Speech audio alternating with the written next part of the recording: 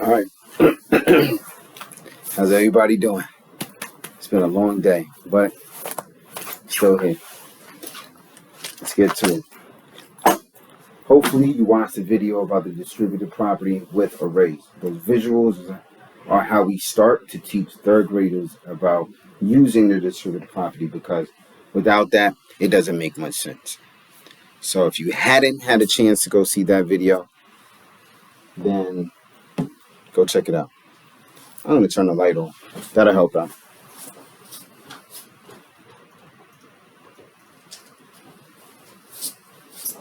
Boom. Here we go. Today, what I'm going to show you in this video is using the distributive property. And when I show you the distributive property, it's just going to be with the multiplication equation, and then I'll show you how it makes sense with an array. So let's start with an equation that looks like this. 8 times 7. Now, some students might have memorized their 8 times table. A lot of students might have been able to draw their 8 times table with an array, equal groups, some type of representation. All right? But let's say that you're short on time, and especially it's mid or the end of third grade, students should be having other tools in their toolbox to use when they come across multiplication equations besides just showing the representation. Distributive property is a good tool. What we're going to do, you're going to take one of those factors. I usually tell students to take the larger factor. In this case, it's 8, the first factor, and we're going to break it apart. I'm going to break this 8 apart into a 5 and a 3. And you'll see the reason why I chose the number 5. Multiples of 5, multiplying times 5 is very easy. You know how to skip count by 5s from like first grade, kindergarten even.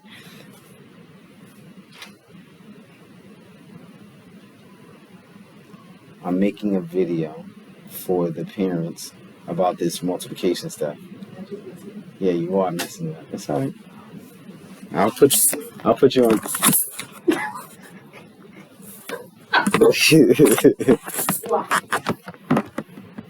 I'm gonna send it to them. I'll talk to you afterwards. All right. Anyways, as I was saying, so we have a 5 and a 3. You'll see why I selected those numbers. Multiplying times 5 is very familiar with students. Skip counted by 5, so that's why we took it out. Now, we're going to take this 5 and we're going to multiply it times 7. So I would have step A as 5 times 7. 5 times 7. 5, 10, 15, 20, 25, 30, 35 equals 35. Now, step B will be 3 times 7. So step B will be 3 times 7. Now, some students may have to skip count by 3s. They might have known their 3 times table or even their 7 times table. You can always use the commutative property. So 7, 14, 21. We need to skip count by 3s also. So that's 21. And finally, step C is to add those products together. So we have 35 plus 21, and then you add those together. And then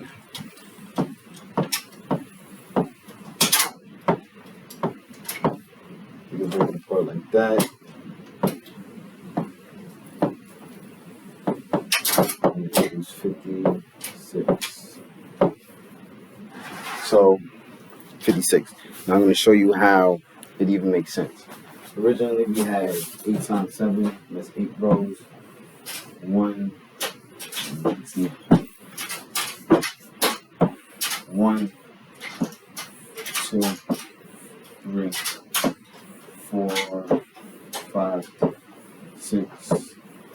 and 8.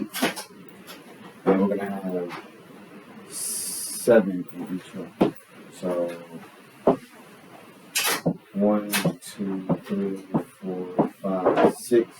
1, 2, 3, 4, 5, 6, 7. We'll just bring that line down.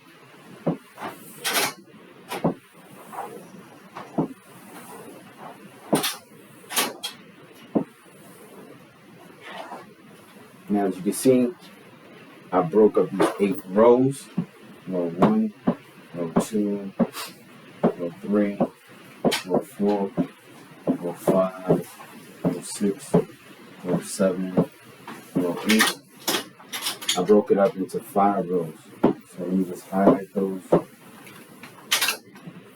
1, 2, 3, 4, 5. And this is where this 5 times 7 comes from. And down here, I have 1 row, 2 rows, 3 rows, and that's where this 3 times 7 comes from. So this is why it makes sense when you have that array, but you could do it with the multiplication equation.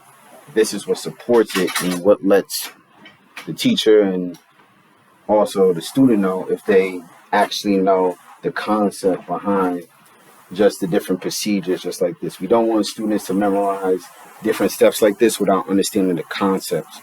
So that's why we start off with the arrays. We have them breaking down into smaller arrays and then gradually get them to the point where they have the multiplication equation abstract just like that, and they can then break apart one of those factors to make it go about the same process. So this is a great strategy to use. I'll go over just one more real quick. So see if you can do this one at home. And I'll do a larger equation to see why this is even useful. Let me make this thicker. 14 times 3, right? You're not going to memorize your 14 tables. We don't expect kids to know their 3 times table all the way to 14. However, you can use the distributive property for this. Pause the video and see if you can break apart one of the factors and do a step A, step B, step C. Then you can resume the video. All right. I'm going to go through this process. I'm going to go through it with the equation first, and then I'll show you with the array of why it even makes sense. Since this is larger, I know I said take out 5s before, but something else that's easy to count by are 10s. So I'm going to take out a 10. If I take a 10 out of 14, what's left? A 4. So my step A would be 10 times 3. 10 times 3, 10, 20, 30. This is 30. My step B will be 4 times 3. 4 times 3, and that equals 12. And then step C will be to add 30 plus 12, and that equals 42. Put the crown on it. Now, let me show an array to make sure there's a connection and understanding of why this even makes sense. You know, I'm going to draw 14 rows. Remember that first factor tells us how many rows. So 1,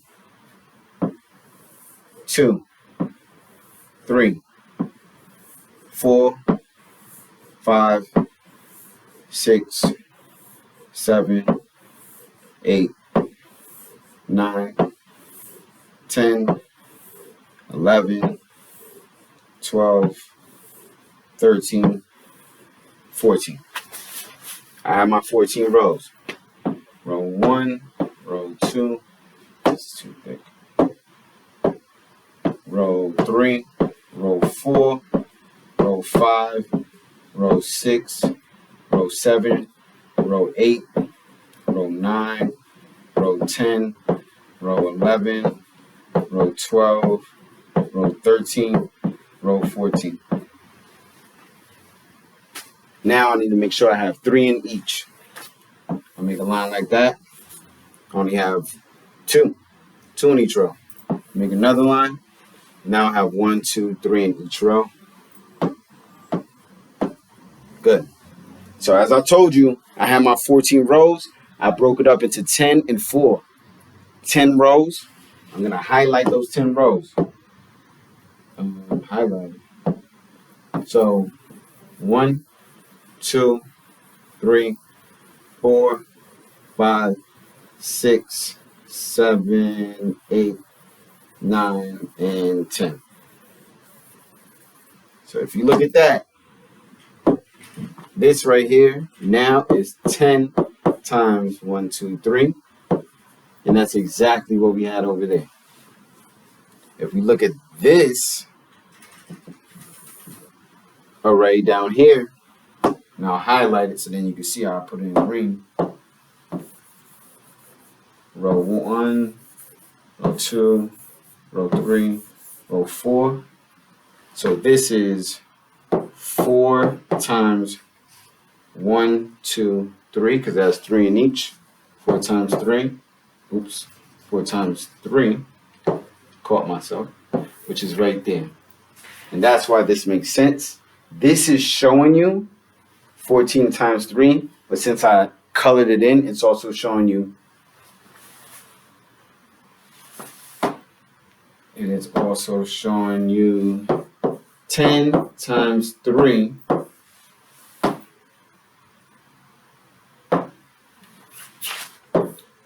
4 times 3. And you're just adding those together.